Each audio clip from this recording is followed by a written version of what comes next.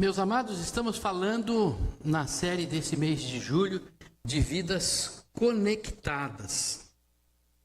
E como a gente falou domingo passado, a gente tem conexão em todos os lugares, né? A gente se conecta para entrar no carro, então você liga lá a conexão do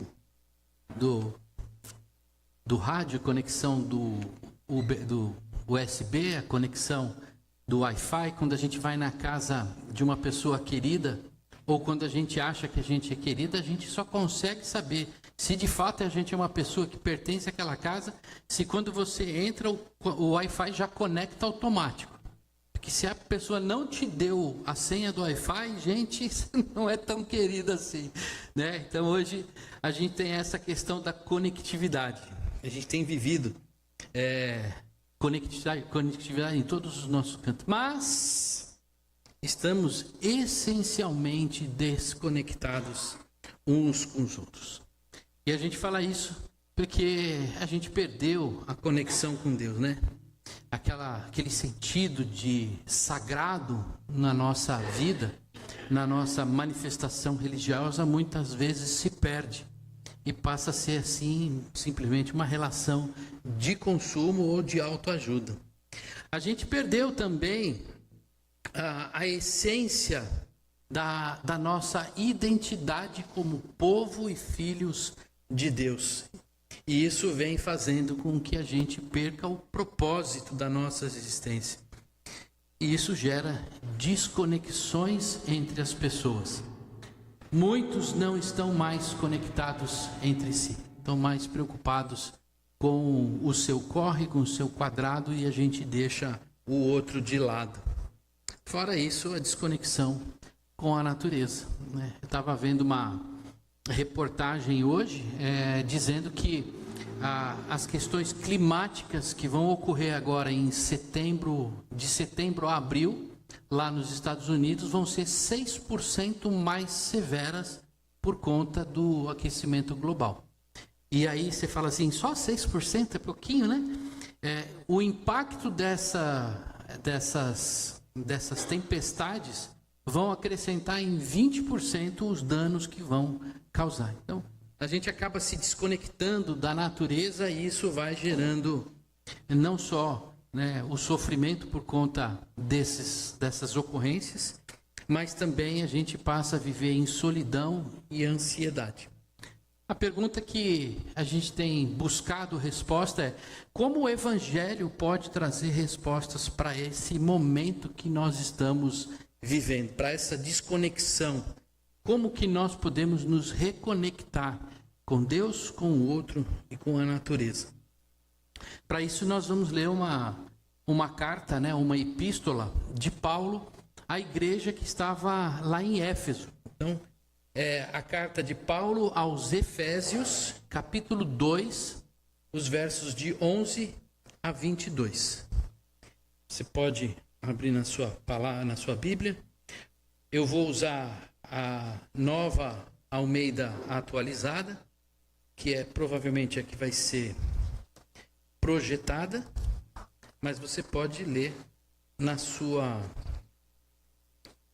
tradução. Mudam-se algumas palavras, mas o sentido e a mensagem é a mesma. Efésios 2, de 11 a 22. Isso tem muito a ver com os nossos tempos.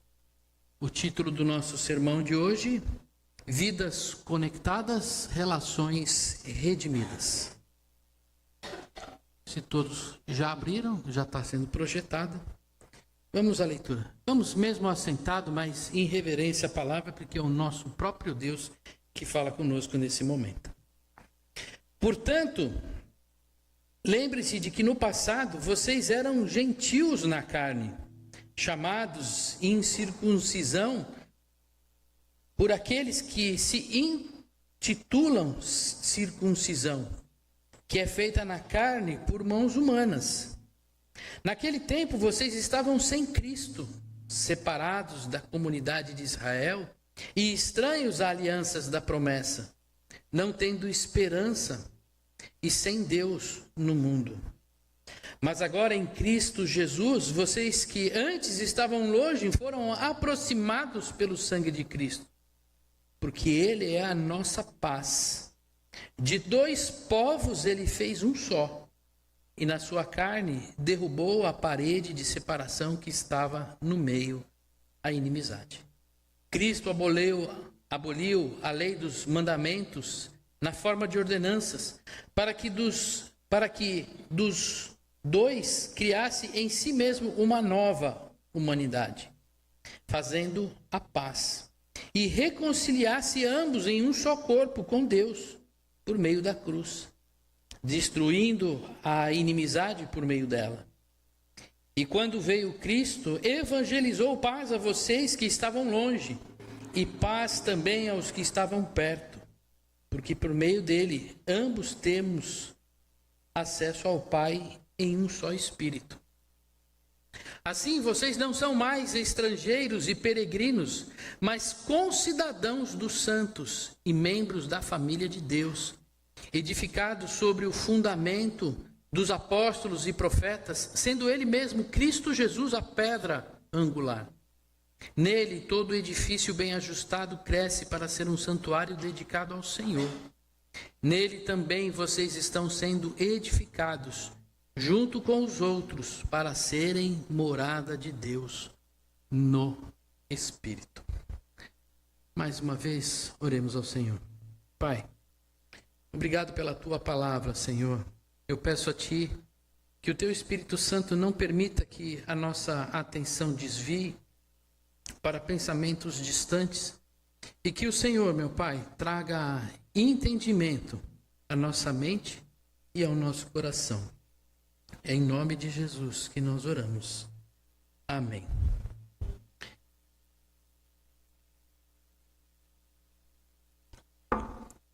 Um primeiro contexto rápido.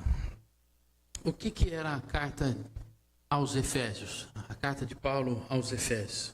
Qual era o propósito? Ele vinha recuperar a identidade da igreja como povo de Deus e trazer o propósito eterno de Deus em Cristo. O que significa? Que ele vem trazer o foco na salvação. Ele vem falar de salvação, o que Deus fez por nós em Cristo. Esse é o primeiro começo da carta, do capítulo 1 a 3, mostrando a centralidade de Jesus, da nossa necessidade de Jesus Cristo para a nossa salvação. E foi parte do texto que nós lemos. Nos capítulos seguintes, de 4 a 6, ele vem focar na vida prática da igreja. Como o crente deve viver essa nova humanidade que ele está vivendo na unidade do Espírito Santo. Então a carta ela é curta, mas ela é bem focada nesses assuntos lá naquela igreja. Como que essa carta pode nos trazer respostas para que a gente possa resgatar as nossas conexões?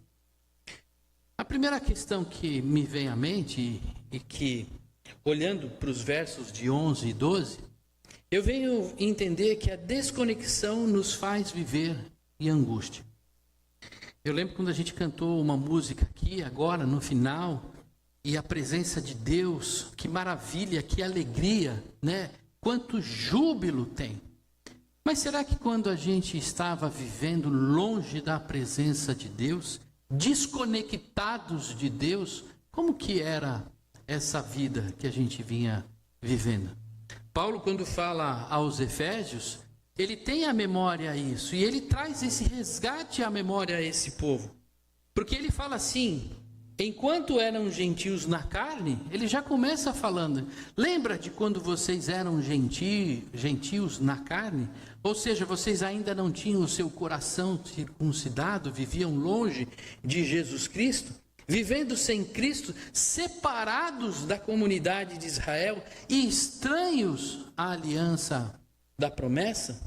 O que vocês não tinham? Não tinham esperança e não viam Deus se manifestar no mundo. Seus olhos não enxergavam Deus vivo se manifestando no mundo. Paulo já estava falando para a igreja naquele momento as dificuldades da desconexão que o ser humano vivia. dessa fragmentação, dessa distância entre Deus e o homem, entre as pessoas. Hoje, nós vivemos essa mesma desconexão que eles viviam lá atrás. Divididos, com barreiras invisíveis, como discriminação por conta de cultura, por conta de classe social, por conta de várias questões, inclusive religiosidade. Um adendo para a gente entender o que Paulo está falando aqui. Quando existia lá o templo em Jerusalém, existiam muros que separavam o Santo dos Santos, aonde só entrava aqueles que eram o sumo sacerdote, aqueles do serviço, e aí existia um outro muro que separava o Santo dos Santos e os santos, e aí depois existia um outro do pátio dos sacrifícios, e existia outro muro, e os gentios não entravam nem no primeiro muro. Eles eram separados. E quando Paulo fala aqui da incircuncisão, os incircuncisos não eram só chamá-los de não-judeus. Era pejorativo. Eles eram discriminados, deixados de lado, tidos como pessoas insignificantes. Já os da circuncisão eram as pessoas que eram aceitas. Existia essa divisão. E quando Paulo está falando para os Efésios aqui, ele está justamente trazendo essa questão que ele fala, lembra de quando vocês eram gentios e que vocês viviam discriminados e longe, desconectados? Vocês não viviam em sofrimento? E eu pergunto hoje, será que a gente já parou para pensar nos últimos tempos, olhando para a nossa vida de quando nós estávamos longe de Jesus Cristo? Paulo fala para a igreja, lembrem de quando vocês estavam lá fora da presença de Deus, quando vocês não eram um povo ainda. Será que a gente já parou para pensar de como vinha sendo a nossa vida, o sofrimento, as angústias que a gente via viver? Será que a gente recorda hoje a dor que a gente vivia longe de Deus? O quanto nós éramos desprezados pelas pessoas quando nós estávamos vivendo sem fazer parte da presença do Senhor, ou sem estar na igreja convertidos?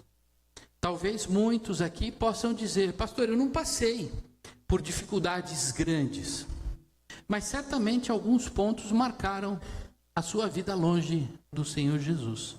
Porque senão, de fato, seria melhor viver longe dele do que viver no reino dele. O que enfrentávamos quando estávamos separados do amor de Deus, desconectados de Jesus Cristo? Primeiro, um vazio espiritual. Quantos de nós vivíamos procurando uma razão para viver? Por que é que eu existo? Eu acho que principalmente na época da adolescência para a juventude, essas questões são mais afloradas, né? De entender o porquê eu existo, qual a razão da minha vida. Muitas vezes nós estávamos alienados da verdade, não tínhamos sustento não tínhamos apoio para sustentar aquilo que nós acreditávamos. Porque ouvíamos de todos os lados uma série de coisas, mas a gente estava angustiado por conta disso. Não tínhamos propósito. Quem mais, então? Quem diria ainda pensar em futuro? Talvez uma das grandes ansiedades da juventude é saber o que vai ser amanhã. Porque o mundo muda tanto que isso é um problema que enfrenta. O que sofríamos por estar separado da igreja? Eu acho que todos aqui, se recordar do passado, a gente não tinha um ambiente de acolhimento, não tínhamos um ambiente de instrução, de consolo. Está certo que muitas vezes o que nós enfrentamos e vivemos na igreja não é a perfeição de tudo isso, mas de fato na igreja a gente encontra consolo. De fato a gente encontra alguém para caminhar junto, para dividir as nossas dificuldades. Esse ambiente, quando a gente está fora da igreja, fora do reino de Deus, a gente não encontra. E isso resulta no isolamento espiritual. Já ouviram falar aquela frase que um carvãozinho fora da fogueira apaga? É nesse sentido que o estar longe da igreja nos atrapalha na nossa caminhada espiritual. Qual é o resultado, então, de não fazer parte da aliança de Deus ou da graça do Senhor Jesus? Porque a gente não desfruta dos benefícios da graça. Pastor, tem benefícios de fazer parte da aliança? Lógico que tem benefícios. Nós estamos fazendo aliança com o Deus Todo-Poderoso, aquele que nos dá a vida eterna. Significa que eu vou ganhar um carro novo se eu fizer parte da aliança? Não, não significa isso. Significa que você tem que trabalhar, você tem que se esforçar, tem que estudar, tem que fazer o seu aprimoramento, e com o seu trabalho, com o seu esforço, você colherá o fruto do seu trabalho. Mas Deus abençoa? Abençoa. Mas aqui não é uma troca. Então fazer parte da aliança é gozar da presença de Deus na sua vida, da paz, do amor, de todo o fruto do Espírito que vem sobre nós. Aproveitar, usufruir da aliança, é viver uma transformação de vida a partir da ação de Deus. Então eu digo, se a desconexão nos faz viver em angústia, a reconexão com Deus só vem através de Jesus, que nos traz paz. Então, quando nós estávamos longe, Paulo fala isso para os Efésios, lembre-se de quando vocês estavam longe daquilo que vocês estavam vivendo. E agora olhem que a paz que vocês vivem veio através de Jesus Cristo. A nossa relação com Deus, com o outro e com a natureza, ela é redimida em Jesus Cristo. Em Jesus, a paz com Deus é recuperada e nós somos reconectados a eles por meio de Jesus. Não há outra forma de reconexão com Deus, de estar na presença de Deus, de receber o Espírito Santo, se não for por meio de Jesus Cristo. Por isso que a gente tem sempre pregado o Evangelho e falado da centralidade de Jesus nas nossas vidas. Porque sem Ele, nada podemos fazer. A vida e a obra de Jesus na cruz é o que nos reconecta a Deus. A gente pode até achar que um santo, ou uma pessoa que foi uma pessoa muito boa no passado, tem uma série de santos católicos ou pessoas que foram boas pessoas, que ajudaram, fizeram caridade. A gente pode até achar que essas pessoas fizeram coisas boas. Fizeram, sim. Muitas coisas boas. Mas a vida e obra delas não nos reconectam com Deus.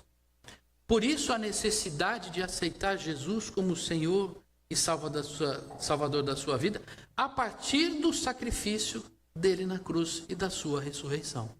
Porque só através disso é que nós somos reconectados ao Pai. Mas e se eu fizer coisas boas? E se eu ajudar o pobre através da caridade, da filantropia, da ação social? E se eu falar de amor? Então eu sou reconectado a Deus por conta das minhas obras, daquilo que eu fiz? Não.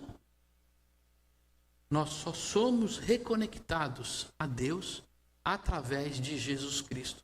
E é isso que Paulo fala para os Efésios e fala para nós hoje também. Não há outro caminho. Não podemos olhar para nós, ou nossas obras, ou obras de terceiros, que nos possam levar à reconexão com o Pai. Agora, uma coisa que é interessante.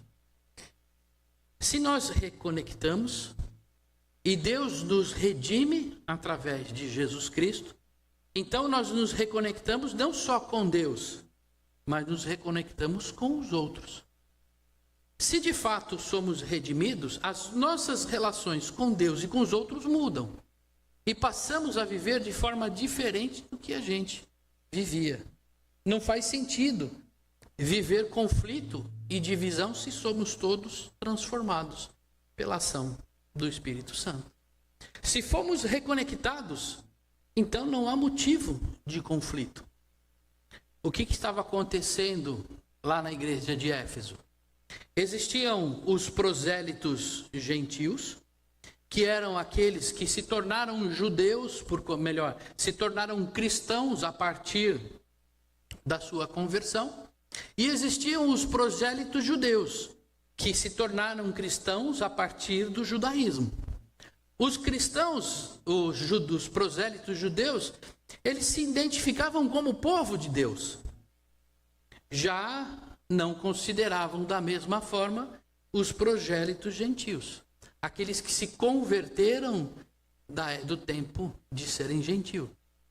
Então o que acontecia? Aquela barreira que existia no templo, que separava um do outro, dentro da igreja de Éfeso continuou existindo.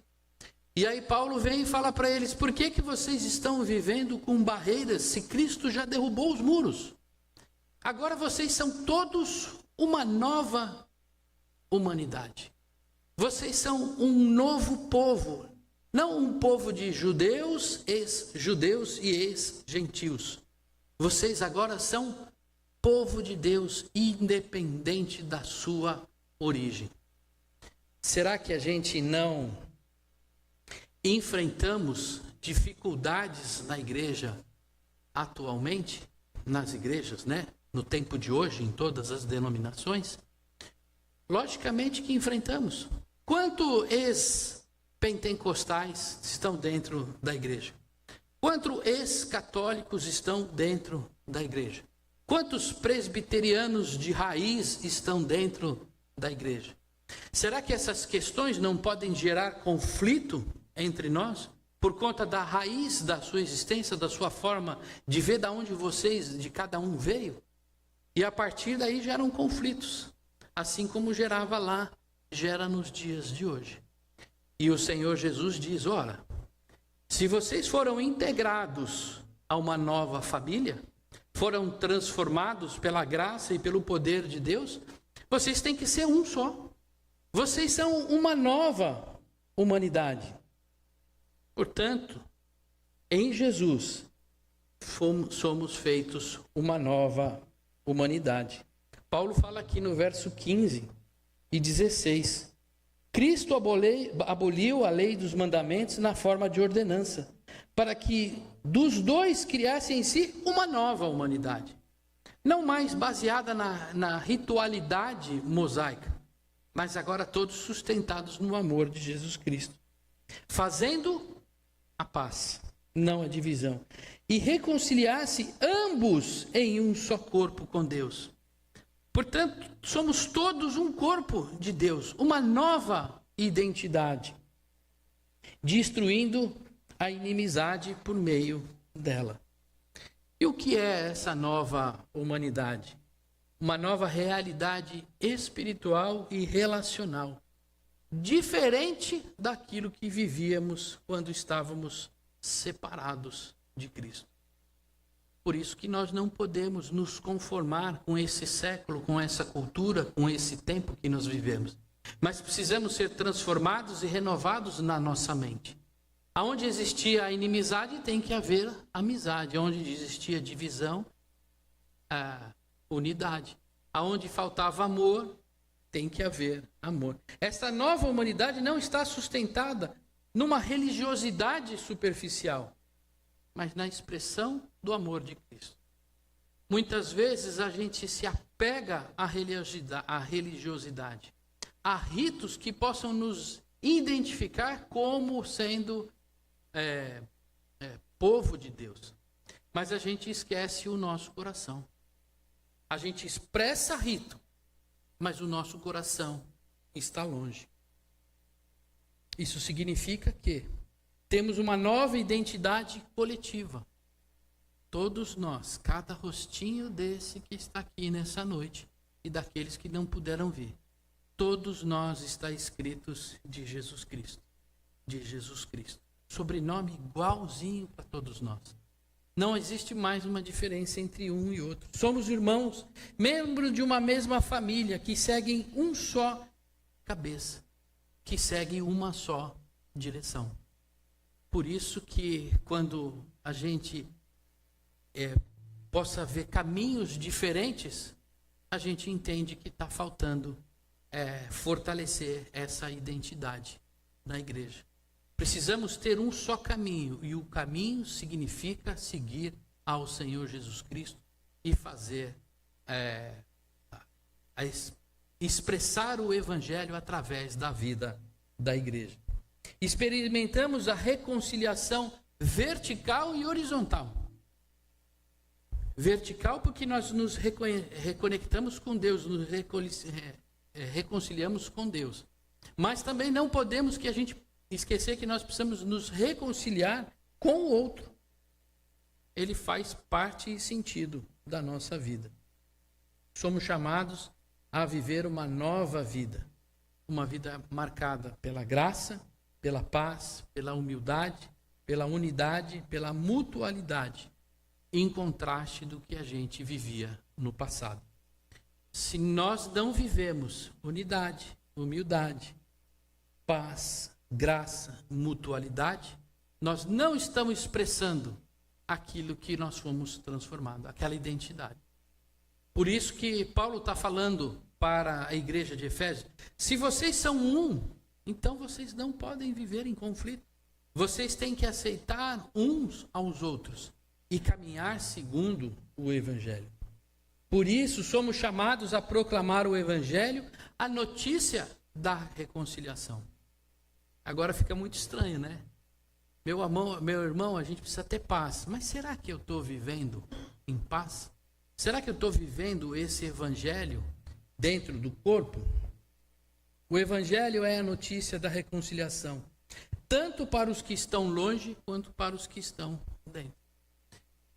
Os gentios são aqueles que estão longe da aliança, estão sofrendo, e nós temos que proclamar a eles que a reconciliação é através de Jesus Cristo.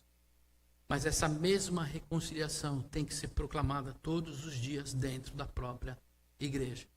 Porque a partir dali, dessa reconciliação, que nós vamos levar essa reconciliação ao que está fora. Retire o Evangelho, e a guerra e a inimizade continuarão a subsistir entre Deus e o homem e entre a humanidade. O que nos faz unidos, o que nos faz seguir um único caminho é a reconciliação. É a boa nova de Jesus Cristo, que morreu e nos enxertou numa só família, agora unida com um só propósito, de glorificar a Deus através das nossas vidas. Se dermos liberdade ao Espírito Santo para agir em nossas vidas, experimentamos paz e consciência tranquila. Porém, se nós tomamos as rédeas das nossas decisões e dos nossos pensamentos, passamos a viver em tormenta e angústia. O que nós precisamos deixar é o Espírito Santo agir. Porque enquanto a gente tentar conduzir a nossa vida, nós vamos viver em angústia. Enquanto a gente achar que não pode perdoar, a gente vai viver em angústia. Enquanto a gente criar divisão, a gente vai viver em angústia. O que é preciso é que a gente viva na liberdade do Espírito Santo, que nos conduz à paz nas nossas caminhadas. E por fim, meus amados, quem está conectado em Jesus, glorifica a Deus com a sua vida. Aqui no verso 20, o apóstolo Paulo fala que vocês foram edificados sobre o fundamento. Cristo Jesus, a pedra angular, e que vivem bem ajustado e cresce para ser um santuário. Qual a nossa grande dificuldade nos tempos das verdades frágeis que nós estamos, as pós-verdades que nós estamos vivendo hoje? Cada um tem a sua definição de evangelho e da palavra de Deus. Cada um segue segundo os seus critérios. Nós precisamos abandonar essas práticas de achar que os nossos pensamentos, as nossas teorias, o meu modo de ver, ele é aquele modo que deve ser visto. O que nós precisamos fazer é nos aprofundar na palavra, entender o que a palavra está dizendo mesmo que ela venha contradizer aquilo que a gente pensa. Porque muitas vezes nós temos pensamentos que não são fundamentados na palavra. Eu estava ouvindo e vindo para cá, junto com a Madai, e ela viu um vídeo no Instagram de uma, acho que pastora, falando um absurdo. Já digo logo para ninguém se assustar, um absurdo. Dizendo na proposição dela de que os protestantes estão enganados em falar da inerrância da palavra. Porque se a gente critica o Papa, né, que ele não pode ter a inerrância, a Bíblia também não pode ser considerada como inerrante. Eu falei, meu Deus do céu, o que nós estamos vivendo? E aí você vai ver lá a quantidade de likes e seguidores numa postagem dessa, dizendo que a gente não pode sustentar a nossa fé na palavra do Deus Altíssimo porque ela não é viva. E aí a gente começa a tomar a construção da nossa fé a partir daquilo que eu acho, daquilo que eu penso, em vez de viver segundo o que a palavra de Deus traz. Nós, em breve, começaremos um trabalho de aprimoramento do estudo da palavra. Eu creio que isso é um trabalho para todo mundo. Pastor, como eu faço para entender a palavra? Porque eu leio e não estou entendendo. Quais são os caminhos que eu faço? Nós estamos já fazendo 201 dias. 201 dias nós estamos lendo a palavra esse ano.